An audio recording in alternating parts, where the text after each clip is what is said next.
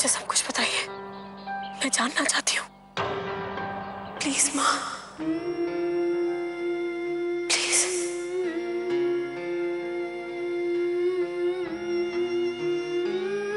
मेरे बच्चे की कसम दी है, मना नहीं कर सकती मैं। हाँ, यश मेरा बेटा है।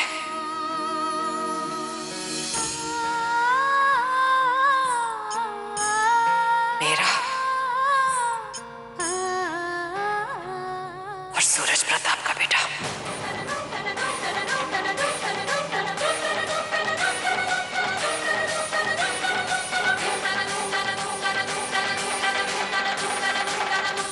तो फिर उस दिन सबके सामने आपने ये क्यों कहा कि आकाश आपका बेटा है? हाँ, कहा था मैंने, मगर तुम्हें तो सारा सच जानना है ना। तो फिर मुझे पीछे मुड़कर बहुत दूर तक देखना पड़ेगा।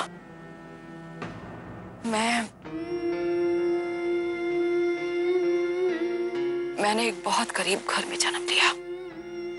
पिछड़ी जाति के लोगों में हमारी गिनती थी, लेकिन मेरे माँ बाप की सोच, उनके विचार आज के जमाने के माँ बाप के बराबर थे। पढ़ाई और लिखाई का महत्व समझते थे वो, लेकिन उन्होंने अपना पेट काट काट कर मुझे पढ़ाया और लिखाया। किताबें तक खरीदने की हिम्मत नहीं थी हमारी, इसलिए यूनिवर्सिटी की लाइब्रेरी में जाकर पढ़ाई करती थी। और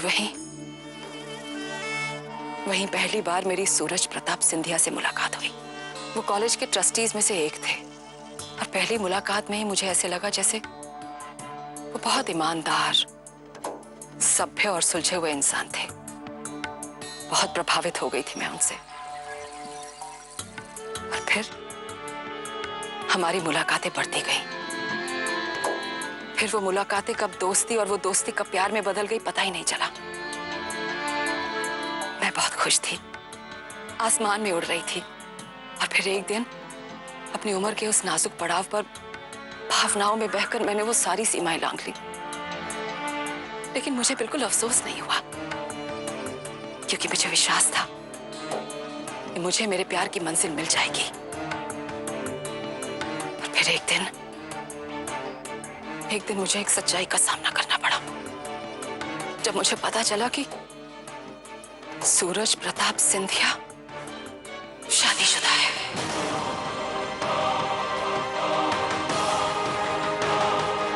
सूरज प्रताप सिंधिया एक बच्चे का पिता है। मैं टूट गई, बिखर गई। मैं सब कुछ भुलाकर सूरज प्रताप को माफ करके वहां से जाना चाहती थी, क्योंकि मैं नहीं चाहती थी कि मेरे कारण सूरज प्रताप का हंसता खेलता परिवार बिखर जाए। और फिर मैंने अपने मन को समझाकर, अपने आप को समेटकर मैंने सब कुछ भुलाने की अभी कोशिश कर ही रही थी कि मुझे पता चला कि मैं मां बनने वाली हूं। और फिर सब कुछ बदल गया। अकेली होती तो कैसे भी जी लेती, किस हाल में भी जी लेती, लेकिन नहीं, अब तो मेरे अंदर एक बच्चा पल रहा था। मैं उस बच्चे का हक उससे कैसे अलग कर सकती थी? मैं चाहती थी कि मेरे बच्चे को उसके पिता का प्यार, उसके पिता का नाम मिले, और बहुत मजबूर होकर मुझे सूरज प्रताप सिंधिया से मिलना पड़ा। बहुत हाथ जोड़े मैंने, बहुत प्रार्थना की कि मेरे बेटे को अपना लो। बहुत गिड़गिड़ाई मैं, लेकिन नहीं, उसने मेरी प्रार्थना सुनकर मुझे एक नया नाम देकर दिया, धन देवाली।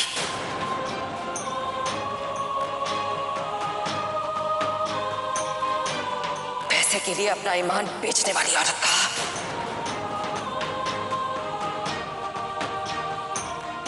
फिर मेरे हाथ में रुपयों की गड्डी थमाकर बच्चा गिराने के लिए कहा और चले गए, क्योंकि वो इस समाज के रईस और इज्जतदार लोगों में थे। इसलिए वो अपने बच्चे को अपना अंश ना मानकर उसे अपनी इज्जत पर एक काला दाग मानकर वो वहां से गए। लेकिन मैंने अबॉर्शन नहीं किया।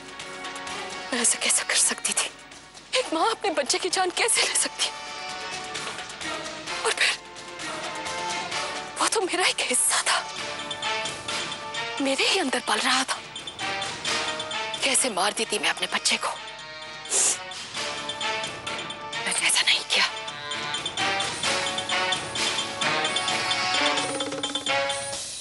एक बिन ब्याही माँ का इस समाज में जीना कितना मुश्किल होता है,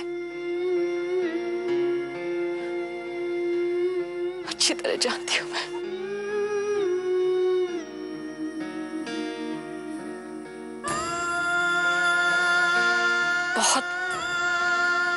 बहुत ताने,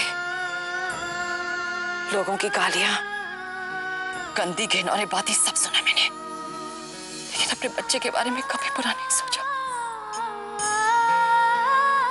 ईश्वर से बस एक ही शिकायत रही है मुझे कि मेरे बच्चे के नसीब में उसका हक और उसके पिता का नाम क्यों नहीं लिखा। और फिर एक दिन शायद मेरे ईश्वर ने मेरी प्रार्थना सुन ली। एक दिन मुझे पता चला कि गायत्री भी अपने दूसरे बच्चे को जन्म देने वाली है। 1 अक्टूबर यश इस दुनिया में आया और गायत्री ने 2 अक्टूबर की सुबह एक बेटे को जन्म दिया, आकाश।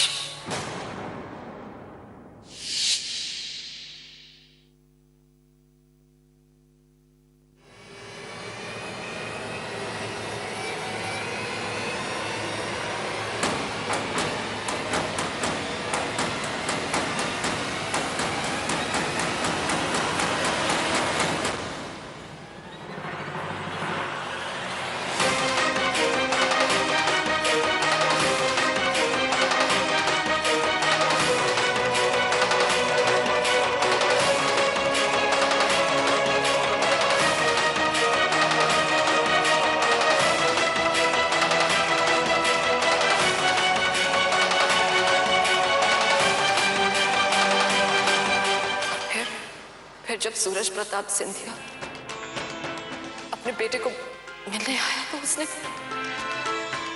उसके गले में एक हार पहनाकर उसे कहा, मेरा बेटा मेरा मान सम्मान, मेरा यश बढ़ाएगा। तुम्हारा नाम तो मैंने पहले से ही सोच के रखा हुआ है, बताए क्या? यश सूरज प्रताप सिंधिया।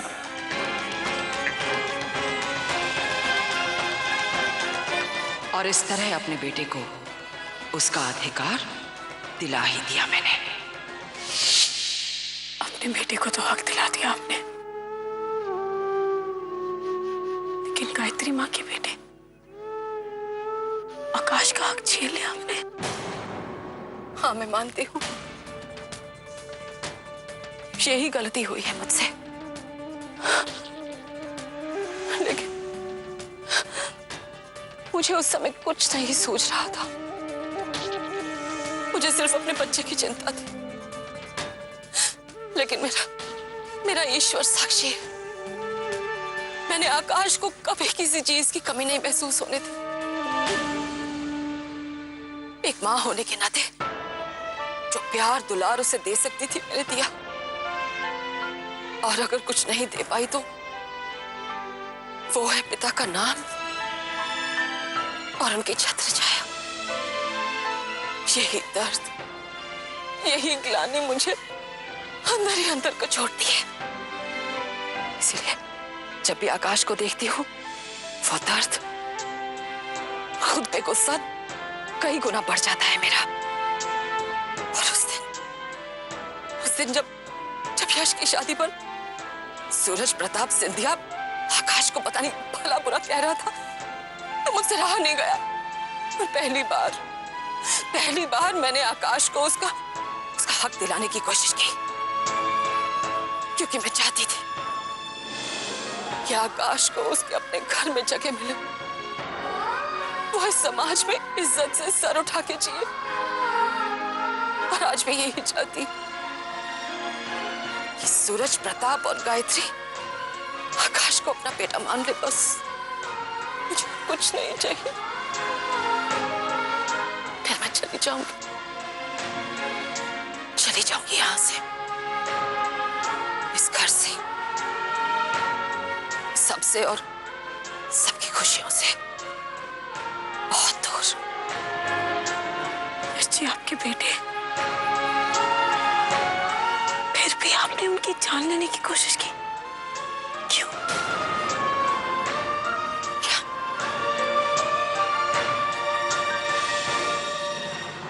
नहीं आरती, मैंने कभी यश को मारने की कोशिश नहीं की। वो तो उस फकीर बाबा ने उस चाकू पे मंत्र पढ़ के मुझे कहा कि अपने बेटे की नजर उतार देना, सारी बलाएं टल जाएंगी।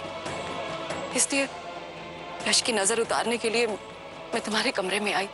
फिर अचानक जब तुम्हारी नींद खुली तो मैं घबरा गई। मुझे लगा तुम मुझे वहां देख लोगी तो मुझे वहां से जाना पड़ा। और फिर उस दिन जब यश ने छोले खाने की बात की तो मुझसे रहा नहीं गया, और मैं अपने हाथों से उसके लिए छोले बना के लाई। लेकिन मैं नहीं जानती उसमें वो छिपकली कब और कैसे गिरे। शायद मेरे पापों की और मेरी गलतियों की सजा भगवान ने मुझे दी। लेकिन एक मां के लिए इससे बड़ी सजा और क्या हो सकती है कि उसका अपना बेटा अपनी ही मां से नफरत करे। मैं बुरी बन गई, कोई बात नहीं, लेकिन तुमने मेरे यश को छिपकली के जहर से बचाया, उसे एक नया जीवन दिया। उसके लिए एक मां हमेशा जीवन भर के लिए तुम्हारी एहसानमंद रहेगी। बस एक विनती है तुमसे आरती, बेटा, तू ये बात किसी को मत बताना, यश से भी नहीं और किसी और से भी नहीं, क्योंकि ये बात अगर किसी के सामने आई तो अनर्थ हो जाएगा। कई जिंदगियां बदल जाएंगी। रिश्तों की इस अदला बदली का असर इस परिवार पर पड़ेगा, और मैं नहीं चाहती ऐसा। इसलिए तुम ये बात कभी भी अपनी जबान पर मत लाना, प्लीज। लेकिन इतनी बड़ी सच्चाई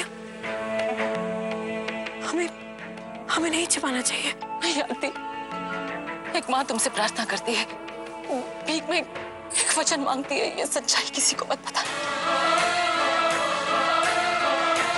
यही विनती है माँ की।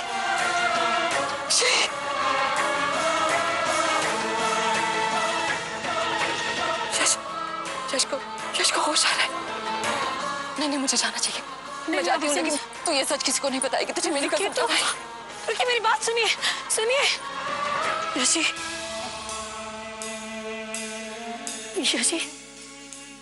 शशि आप ठीक है ना? आपको होश आ गया? शशि, आरती जी, कोई था जिसने मेरी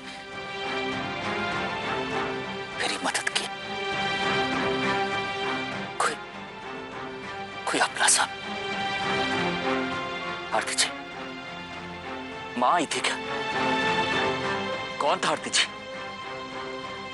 जिसने मेरी मदद की, जिसने मुझे मरने से बचाया? आरती जी, कौन था वो? बताइए ना आरती जी, आप चुप क्यों हैं? जवाब दीजिए। यश जी, वो कोई पास के गांव से औरत आई थी मदद करने।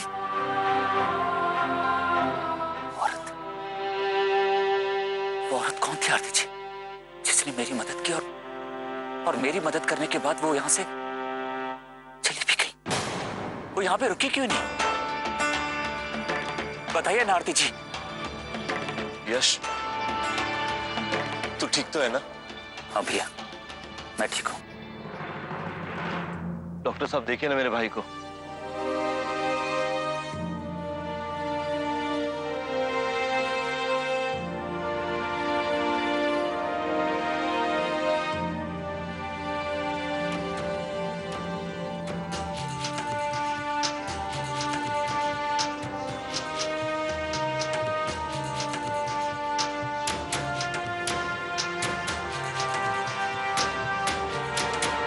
पल्स रेट्स नॉर्मल है। बाकी कमाल हो गया। आपके भाई ने तो कहा था कि किसी सांप ने काटा है आपको। मैं सेफ्टी के लिए एक इंजेक्शन दे देता हूं।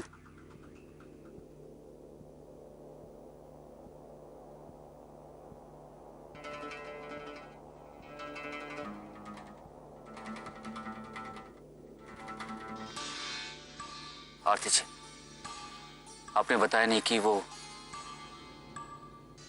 औरत कौन थी? माँ। माँ? माँ आई थी? नहीं, मेरा मतलब है कि वो एक माँ ही होगी ना जिसने आपको एक नया जीवन दिया।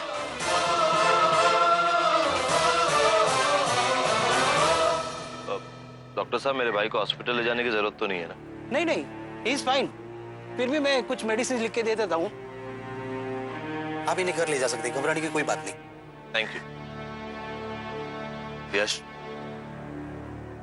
चल अब घर चलते हैं। सब तेरा इंतजार कर रहे हैं। महाशिवरात्रि है ना, तो सब लोगों ने एक ग्रैंड सेलिब्रेशन का प्लान बनाया ताकि हमारे घर की सारी टेंशन दूर हो जाए। चला।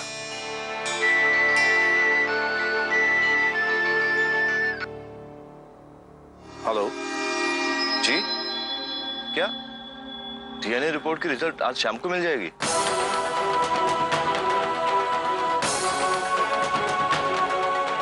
That's great. Thank you very much. Yash, तूने सुना? ये तो बहुत अच्छी बात है। इसके बाद सच्चाई सबके सामने आ जाएगी कि वो दोनों चाहते क्या है, आखिर वो लोग हैं कौन। और शिवरात्रि की सेलिब्रेशन में वो छोटी औरत और उसके बेटे को भी बुलाना चाहिए। तब जाके मैं उनकी औकात बताऊंगा। चल अब चलते। चलिए भैया।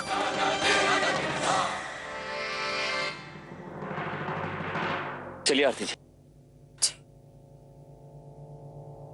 काश आपको पता होता यश जी कि जिस औरत को आप उसकी पहचान, उसकी औकात बताना चाहते हैं, वो कोई और नहीं, आपकी माँ है। लेकिन मैं आपके हाथों ये अनहोनी नहीं होने दूंगी। इस महाशिवरात्रि के पर्व पर वो सच सबके सामने लाना ही होगा मुझे।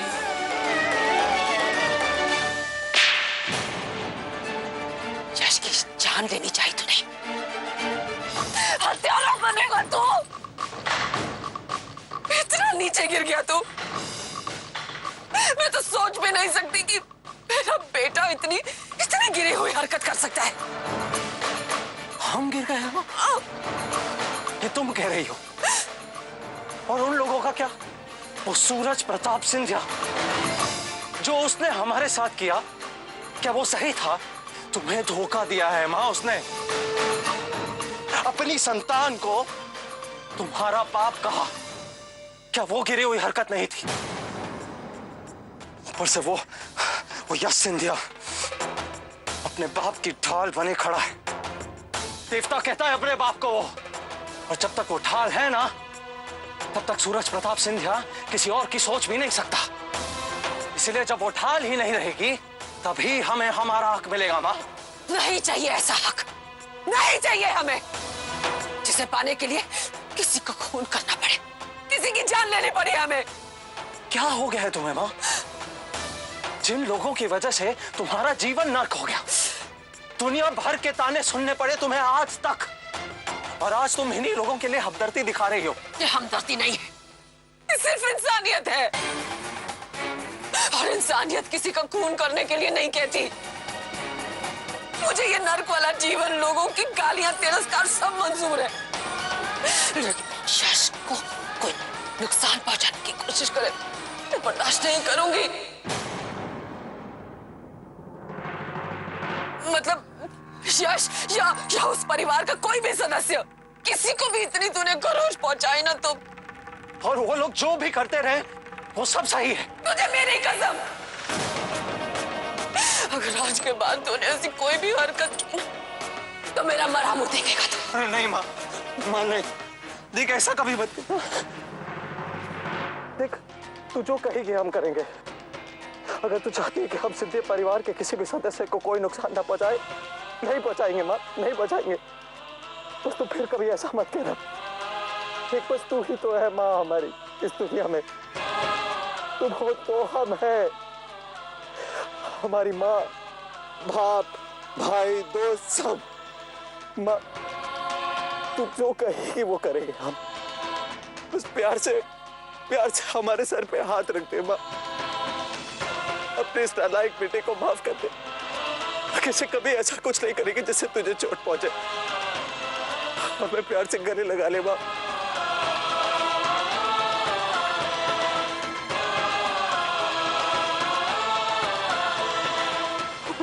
माफ कर दे माँ।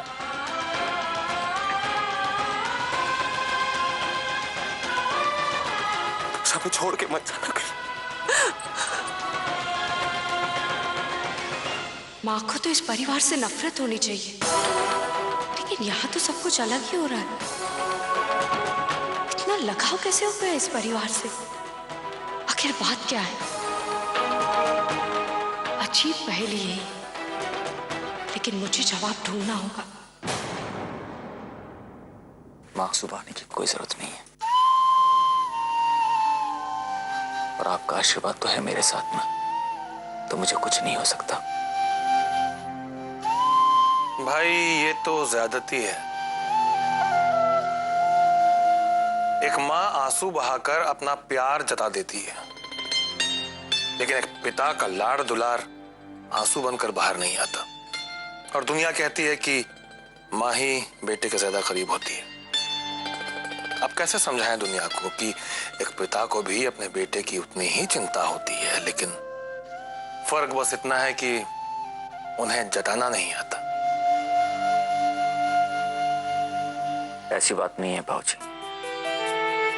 प्यार जताने के लिए शब्दों या आंसुओं की जरूरत नहीं होती।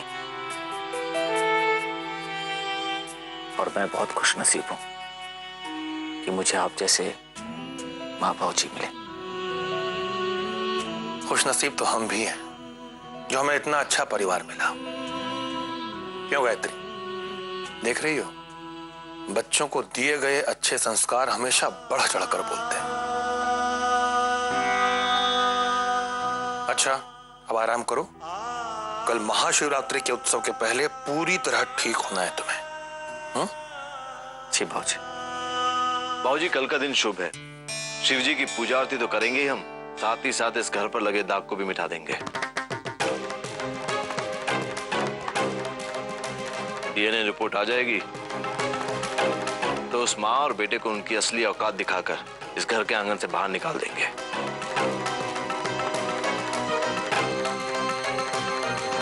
अब थोड़ी देर सो जा, आराम कर ले। जी। भाई अपना ध्यान रखना।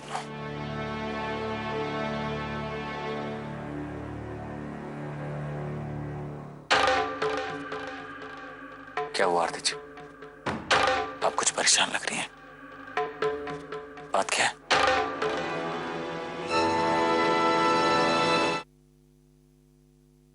मैं सोच रही थी यश जी की अगर वो औरत सच कह रही हो तो, अगर सच में आकाश बाबूजी का ही बेटा हुआ तो।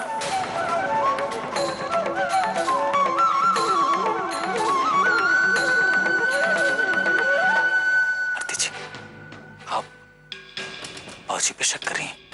नहीं आरती जी, बाबूजी ऐसा कभी नहीं कर सकते। वो बहुत ही ईमानदार और सच्चे इंसान है और किसी औरत के साथ ऐसा कभी वो सोच भी नहीं सकते। आरती जी, वो औरत झूठ बोल रही है, सिर्फ झूठ। यश जी, किसी औरत के लिए ये सब कुछ कहना मतलब अपनी ही इज्जत ऐसे सबके सामने। बस कीजिए आरती जी, अब उस औरत का साथ दे रही है। मुझे नहीं पता कि वो औरत क्या चाहती है, वो क्या सोच के यहाँ पे आई है,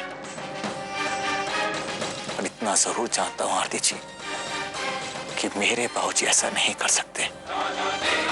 अगर ऊपर से भगवान भी आके कहे ना कि वो औरत सच्ची है, तब भी मैं ये कभी नहीं मान सकता कि बाबूजी झूठे हैं। मैं तो बस ये कह रही थी कि आरती जी, अब हम इस बारे में बात नहीं करेंगे।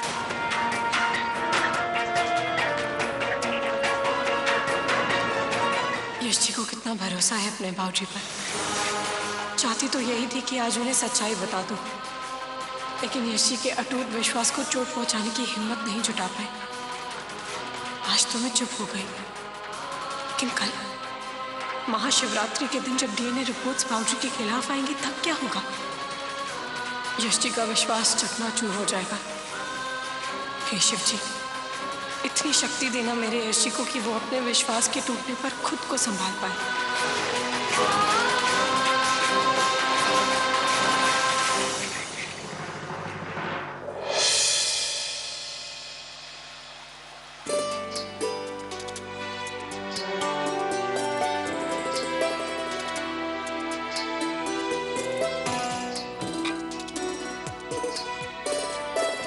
अरे भैया, ठंडाई में बादाम पिस्ता तो मिलाओ। सिंधिया खानदान की ठंडाई पूरे शहर में फेमस है। हाँ भैया, ड्राई फ्रूट डालने में कोई कमी मत करिएगा, जी भर के डालिएगा। कैसा लग रहा है? बहुत मजा आ रहा है, बहुत मजा आ रहा है। आ जाओ, जाओ, जाओ। वो देखो, देखो पापा, कितने बड़े शिव जी है।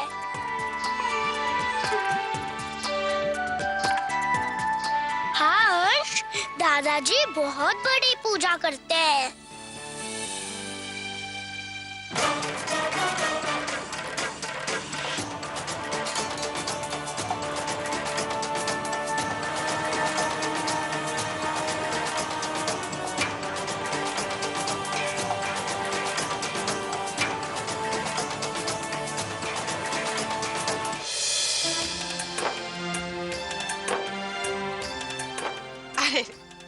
खुश रहो, जुग जुग जियो। मेरे बच्चों को, मेरे यश को भगवान बुरी नजर से बचा कर रखे हमेशा।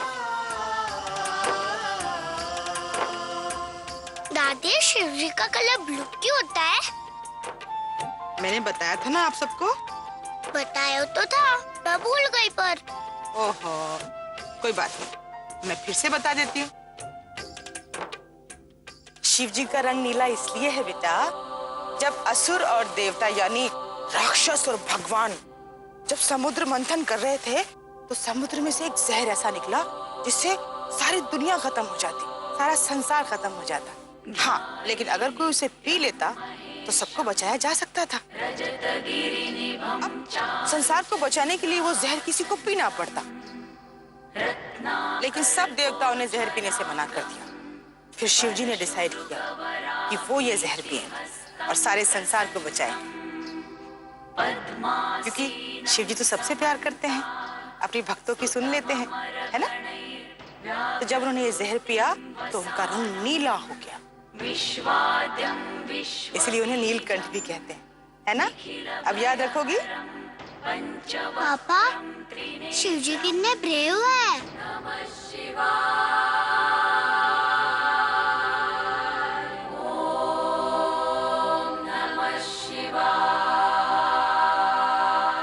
आपने जहर पीकर संसार को तो बचा लिया भगवान,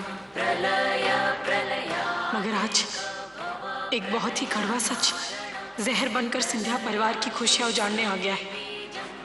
और परिवार की बहू होने के नाते आज मुझे ये जहर पीना ही होगा। मुझे शक्ति दीजिए भगवान कि अपने परिवार को बर्बाद होने से बचा सकूं। शिव भूत शिव प्राण प्रसीद